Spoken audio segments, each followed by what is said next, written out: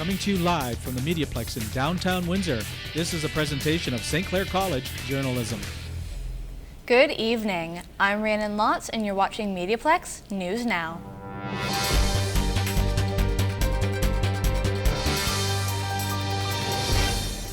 Police are investigating a homicide at an apartment on Bruce Avenue. At approximately 7:10 p.m. yesterday, police were called to 475 Bruce. One woman was pronounced dead and a 26-year-old male has been arrested and charged with murder. For some, the economy is thriving, but for others there seems to be a great deal of inequality. Dan Gray reports. Income inequality was the focus of the Battle of the Profs, recently held at the University of Windsor. The event, sponsored by the Model United Nations Group, tackled the many problems surrounding the issue, and the professors gave solutions and insightful answers to the questions throughout the evening. Dr. Jeff Noonan is professor of philosophy at the university and believes that inequality isn't just about the money people make, but also the services they have easy access to. He points out you can see an example right here in Windsor. Windsor and Essex County, in a quite decisive and obvious way, all we have to do is go to the east side of the city and walk from Old Riverside over to Drulard Road, and we'll see that people's life conditions within the space of 2 kilometers are fundamentally different. Pathway to Potential released this study called The Rich and the Rest of Us. In it, this graph explains that income has gone up for the top 10% of earners in Windsor and Essex County between 14 and 21% since 1982, and has gone down 3% for the rest of the population. Laura Tucker is Pathway's Community Outreach Coordinator. They believe fixing poverty and income inequality can be helped by the government. The federal government, I think, is where we really need to focus with the federal election coming up, because there is no federal poverty reduction strategy. So without that federal link to poverty reduction and a commitment from them, there's really some gaps that just can't get closed. Dr. James Essex thinks that inequality is just a small piece of a larger problem and that Windsor might not be the worst example in Ontario. I think as far as an income gap, it's probably worse in a place like Toronto because there's a much higher end of the scale that you probably don't see as much in Windsor. According to Statistics Canada, Windsor falls near the bottom for median family income. For MediaPlex News, I'm Dan Gray. So let's go outside for a quick look at the early weather. Eugenio and Cassandra tell us what's happening. Well, the extreme cold weather has ended, but it looks like somebody forgot to tell Old Man Winter.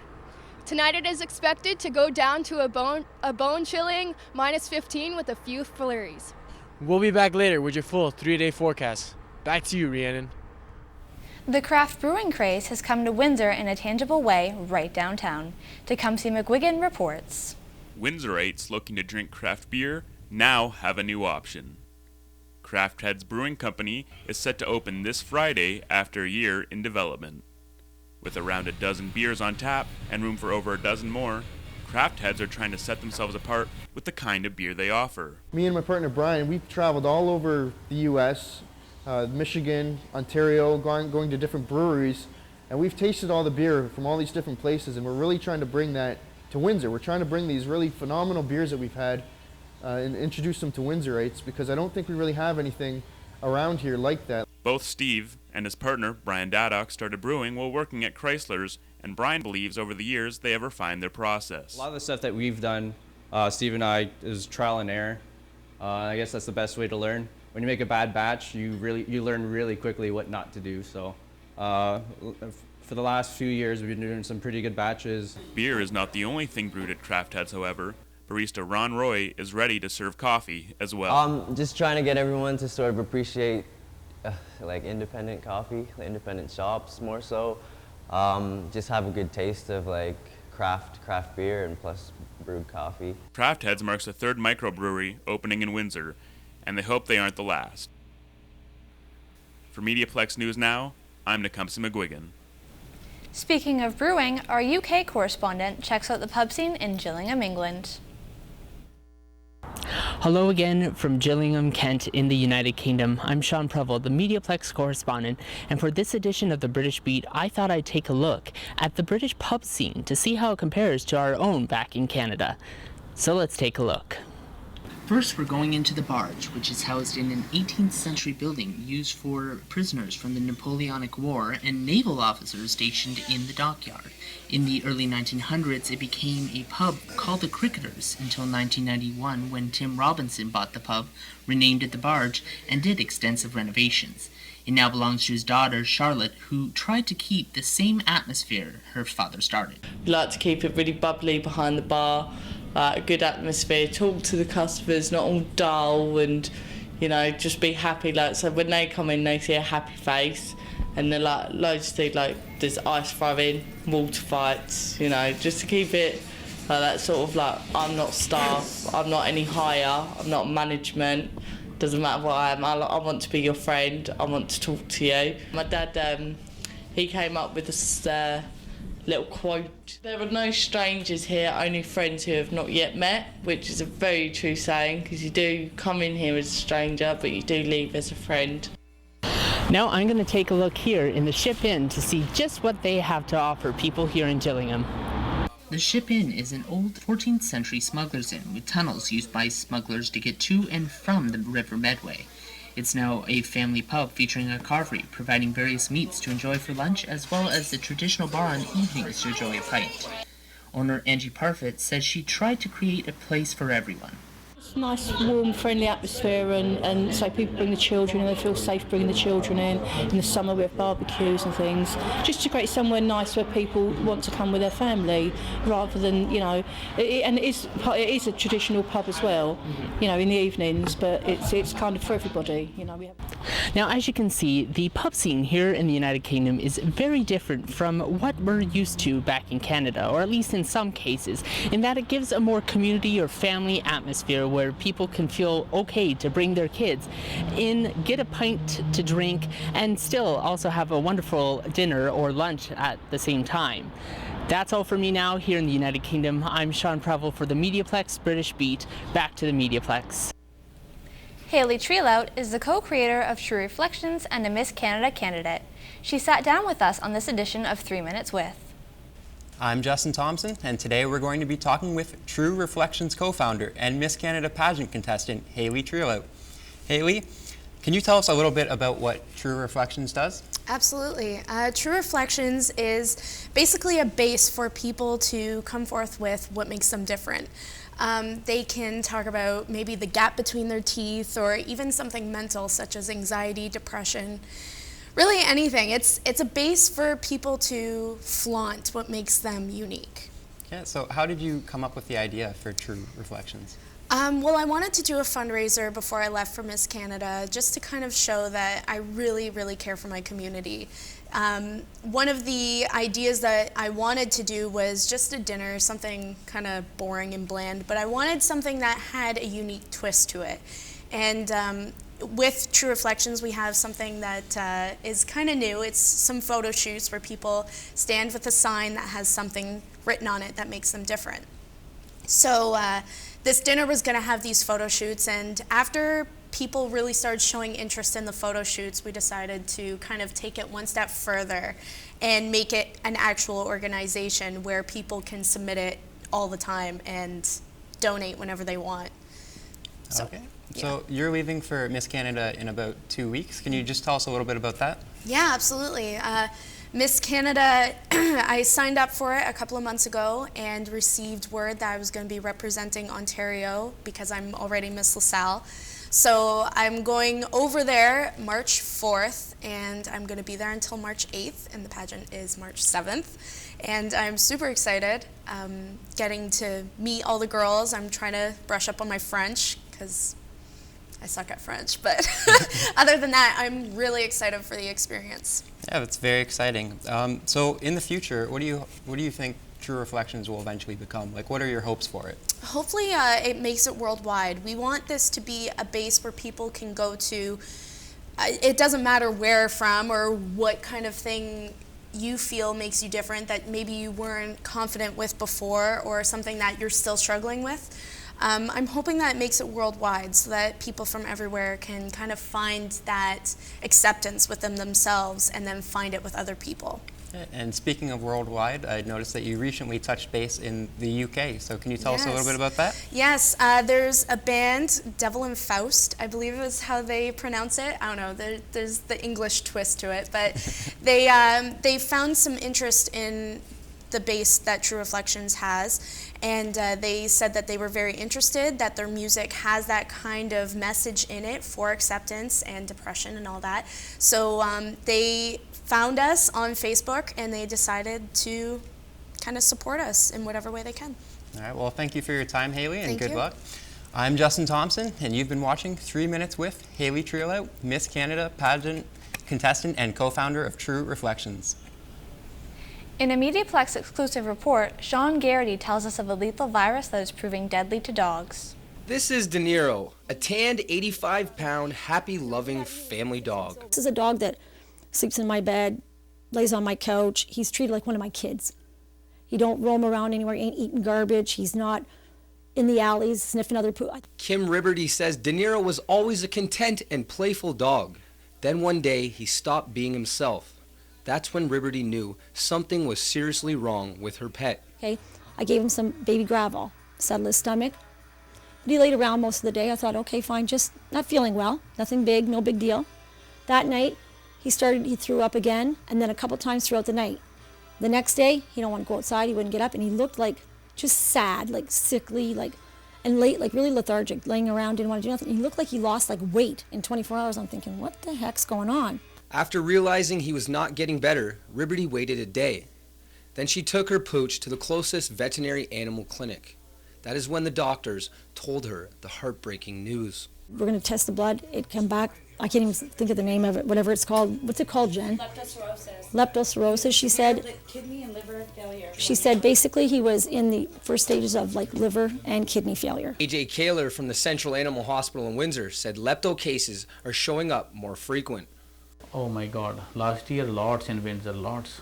I will say 40 to 50 maybe. The shelter operations manager at the Humane Society in Windsor is familiar with lepto and says dogs are not the only ones that can be carriers. Their urine, once the bacterial infection is spread enough to come out into their urine, it can be spread to humans. So you will notice if you're treating your dog that the veterinary staff will wear gloves and protective gear. From MediaPlex News Now, I'm Sean Garrity. Let's go back down to the corner of University in Victoria where Eugenio and Cassandra are, well, I guess you can say just chilling out. Did you know that this month of February is on track to be the coldest February on record for this area? I don't think anybody would be surprised about that. Well, let's take a look at our 3-day forecast. Wednesday will be mainly sunny with a high of -9 and a low of -16. Thursday will be mainly cloudy with a high of -10 and a low of -18. And Friday will be mainly sunny with a high of -10 and a low of -21. And we haven't even mentioned the wind chills. I'm Cassandra Coates. And I'm Eugenio Mendoza. Enjoy that warm studio, Rhiannon. Thanks, guys. Bruce Montone is the Windsor Fire Chief, and he sat down with reporter Dan Gray on this edition of 3 Minutes With. Hi, my name is Dan Gray, and I'm here with Windsor Fire and Rescue Services Chief Bruce Montone for 3 Minutes With. I'm looking at the cold weather and knowing that you had to fight 2 fires recently at the same time. What's the different problems that can be occurring at a accident scene or at a fire scene when you have to deal with the cold weather on top of the fire? Sure. Well, I mean, clearly we use water to put out the fire, and so when you mix water in very cold weather, you're going to get ice. And so that in itself causes us all kinds of challenges relative to the stability of our footing. Placing equipment is always a challenge. And then, of course, as you pour water into the burning building and are successful in putting the fire out, you kind of are building a bit of an ice castle. So then, in terms of determining cause, origin, and circumstance, it very much adds to a very long length of time by the time we thaw things out and get the water and ice removed so that we can actually get down to business and start to examine the scene. Going down how far it's progressed before you get there, how do you deploy to a fire? call the house fire on Windsor Avenue. You get that call at 7:30 in the morning. Right. What's your first steps? How do you go to a rescue call? Okay, so all of our responses are based on the risk. In other words, what type of building are we responding to? What is the potential for threat to life? What impacts will fire have on the building and in what period of time? So example, a very old building like yesterday versus a very new building.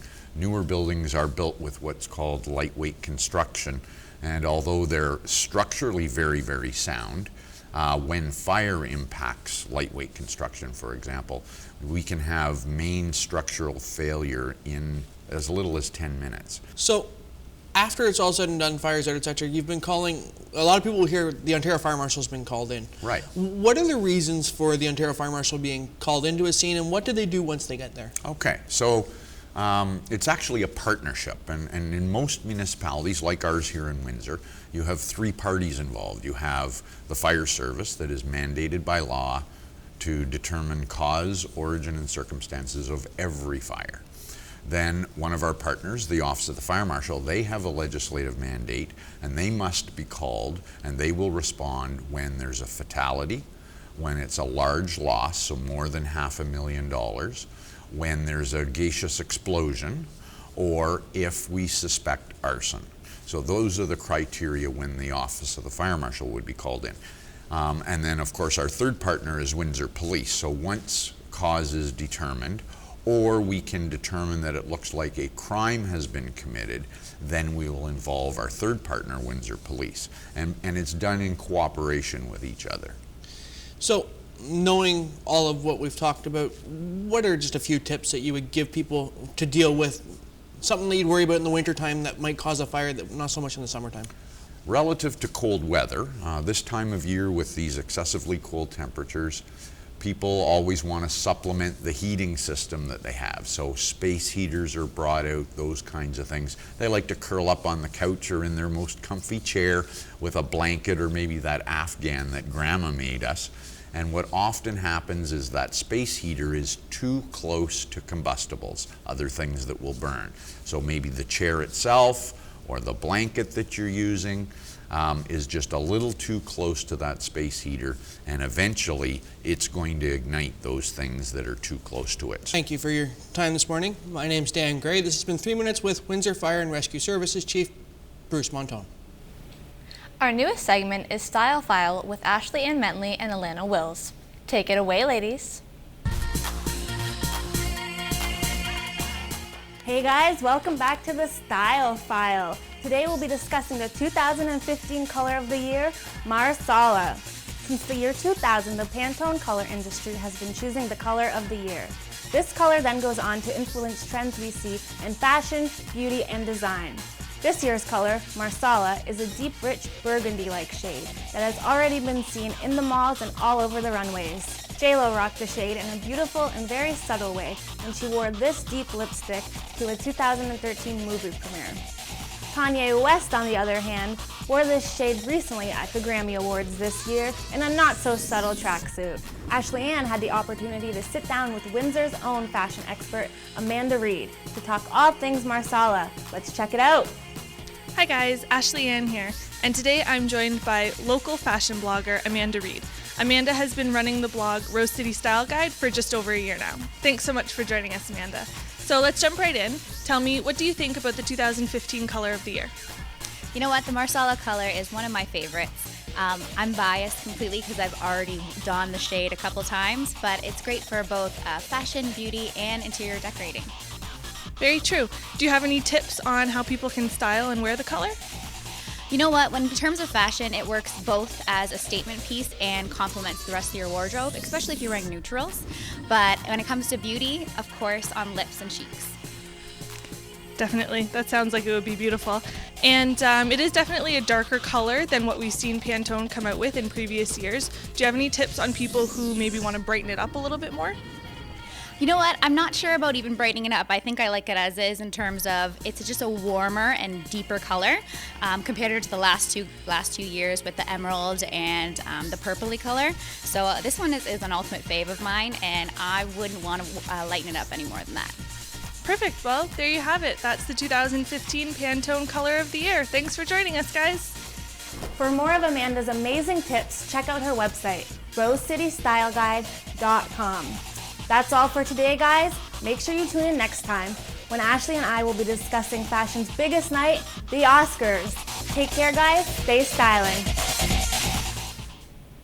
Susie Q is a Top Chef Canada contestant, and she is our guest on this edition of 3 Minutes With. Hi, I'm Shelby Hernandez, and today we are spending 3 minutes with Susie Q. Susie is a Windsor contestant on MasterChef Canada. So Susie, who influenced you to cook? My dad. Actually, my dad, when he was little, his grandparents worked for Emperor's Kitchen. So they were chefs. So since he was little, he was hanging around with his grandparents in Emperor's Kitchen. So pretty much my dad influenced me. That must have been really exciting for you to have such an upbringing. Yes. What were some of the struggles you faced while being on the MasterChef show? It's pressure.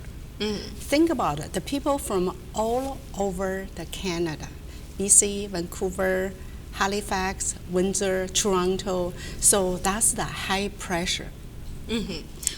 Why did you want to be on the show, personally? I want to show the whole world what I have achieved in my life. I really appreciate that when I came here with 2 suitcases, $2,000 saved for my whole life, and with a little boy, and I have today. I want to be proud who I am, where I can go. So why do you think other people should do it then? Life is a challenge. Life is achievement. What you can do when you set up a goal, you have a dream, you don't stop, you just go forward. You will be success. That's what I want to tell everyone. What made the show so special for you? I came here, I had nothing. I had no language, even not English. I work at a restaurant. I raised my boy on my own, and I was struggling for my life. Basically, I had a mortgage to pay, I had a car loan, I had everything, but I want to support my son. I want to give him education, so I have to do something. That's why when I had a job at a restaurant as a waitress, I didn't make good money. So I have to find something to do. So when Caesars Windsor opened, at that time I applied. So I got a housekeeping job. So from there, I know I can do what I can. So after 90 days, I moved to be a banker. And after banker, I got promoted as a supervisor. So after supervisor, my paycheck is very good, but still not enough.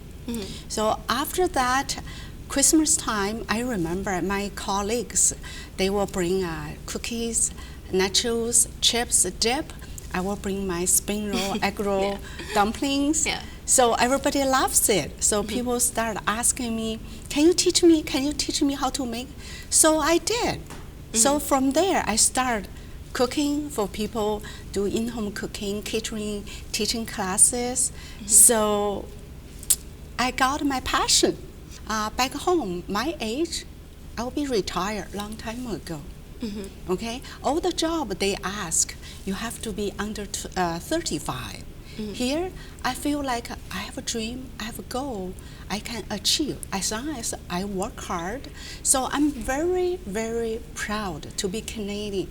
I have today, I have that opportunity to be given by MasterChef of Canada. From bottom of my heart, I thank you for everyone. Give me the support. Like you today, give me the opportunity. I want to cry. Thank you so much, Susie. It's been a pleasure talking with you. That's all the time we have for today. I'm Shelby Hernandez, and we've just spent 3 minutes with MasterChef Canada contestant Susie Q. One of the nation's top quarterback prospects has joined the Windsor Lancer family. Mandy Matthews has the story. As one Lancer graduates, a new great is born. In February of last year, 2014, I was the offensive coordinator for the U18 national team, and he was my quarterback. So that was really when we first really worked together. Since he was 15 years old, Liam Putt knew he would attend an Ontario university. After winning a high school challenge worth $10,000 of scholarship money, Putt continued to succeed. Obviously, you want the best you can get, but anybody who's going to work hard and be a part of the team and contribute, we'll take them here. A native of Caledonia, Ontario, Putt is a provincial high school champ and a member of the OFC's Hamilton Hurricanes. Although Lancer football head coach Joe Demore says he likes to keep his team filled with local guys, Putt is one player who plans to stand out. We don't need the best player in the country, at that position. Obviously, if you can get someone to play at that level, it'll benefit you. 4 quarterbacks will be throwing for this year's starting position, but Coach Demore says he is thrilled to be adding a quarterback with Putt's caliber to the lineup. For us, it was very important to bring in someone young that could at least push them early. It's a challenge for a rookie, no matter how good you are. I experienced it myself. It's very challenging to play at this level just because the speed of play and the quality of the players you're playing against. Putt did not respond in time for comment, but after signing, he tweeted out a picture with Coach Demore saying he was excited to start the journey. Mandy Matthews, MediaPlex News Now. Obviously, it's winter here, but hope springs eternal as baseball season is around the corner. That's the topic of this week's Sports Talk. Hello and good evening, sports fans. It may be minus 30 in our city, but it is a balmy 60 degrees and sunny in the southern United States. I'm Michael Hugel. I'm Bird Bouchard, and this is MediaPlex Sports Talk. With spring training on the minds of every baseball fan here in Windsor, we thought it would be appropriate to count down our top 3 storylines heading into the upcoming 2015 season. Beginning with number 3, stay healthy, my friends. Over the course of the past several years, many young pitchers, including Matt Harvey, have absolutely dominated the league, Mike. Unfortunately, his season has been cut short last year due to injury. However, there are plenty other pitchers such as Jose Fernandez, who will look to be dominating the game's best hitters this year. At number 2, the departure. This offseason, many teams have acquired what they feel to be intricate pieces in establishing a championship team. Dramatic changes to both the San Diego Padres and Chicago Cubs are leaving many baseball fans to believe that these once bottom feeders are actually legitimate contenders. Not to mention with the Washington Nationals landing ex-Tiger Max Scherzer, the aforementioned facelifts should make for an exciting season. Oh, that's definitely right, Mike. Now we're rounding third and coming home. This is our top storyline, the change of pace. That's right, baseball fans, your wish has finally come true. Beginning in 2015, MLB will take action to cut down the length of their games. Mike, this will be done by implementing a 30-second pitch clock, as well as having batters being forced to always keep at least 1 foot in the box. In addition, managers have now been given the okay to challenge plays from the comfort of their own dugout. And Mike, let me tell you, managers such as Ozzie Guillen, man, oh man, they wanted that back in the day. I bet, Bird.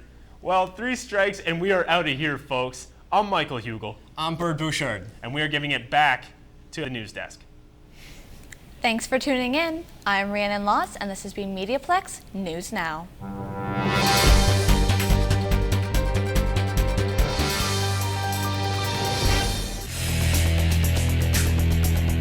MediaPlex News Now is a production of the St. Clair College Journalism Program.